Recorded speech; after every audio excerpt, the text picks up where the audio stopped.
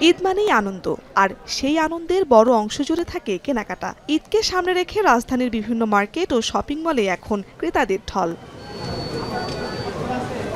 নতুন পোশাক, জুতা, কসমেটিক্স, গহনা সবকিছু কিনতে পরিবার নিয়ে মার্কেটে আসছেন মানুষ।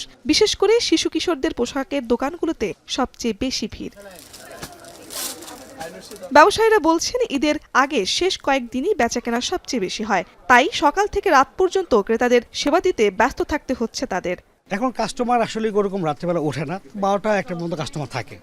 তা আমরাও সেই যে এই 12টা 1টার মধ্যে রাখার জন্য। গত তুলনায় এবার একটু কাস্টমার মনে হচ্ছে কম। বাইরের কালেকশন ইন্ডিয়ান, পাকিস্তানি এবং আমাদের দেশিটা হইলো কম চাহিদা। শুরু থেকে বেচাকেনা গত বছর একটু কম, তারপরও মনে করেন যা হইতেছে আলহামদুলিল্লাহ। সবাই একটু চেষ্টা করে বার্গেনিং করার জন্য, ঠিক আছে। আর ফিক্স প্রাইসে কেউ এখন নিতেও চায় না, যতই আপনি কমাবেন তার চেয়ে কম আরও চায়।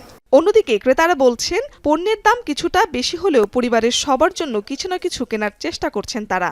দামটা আগের থেকে একটু ডবলই, কারণ আগে ছিল যেটা 3000, সেটা হয়েছে মানে শুটাই ধরেন আমি যেটা 2200 করে কিনতাম সেটা এখন হয়েছে 3200। এখন ঈদের কেনাকাটা সবার আগে বাচ্চাদের জন্যই করতে হয়।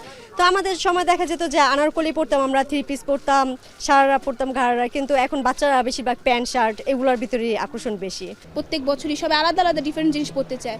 তো গত রিসেন্ট যে আমরা বছরগুলো দেখি সারারা, গারারা অথবা মেন এখন যেগুলো হচ্ছে পাকিস্তানি ড্রেসগুলো মানুষের একটু চাহিদা বেশি থাকে। আশা করা যায় একটা আনন্দ হবে। তো মার্কেটিং একটা ইমেজ তৈরি হয়েছে, এটা দেখতে আসতে এবার সেটা অনেক আনন্দ লাগতেছে। ঈদের যতদিন ঘনিয়ে আসছে ততই বাড়ছে কেনাকাটার ভিড়। ব্যবসায়ীরা আশা করছেন শেষ সময়ে বিক্রি আরও বাড়বে। শারমিন পুতুল, এখন, ঢাকা।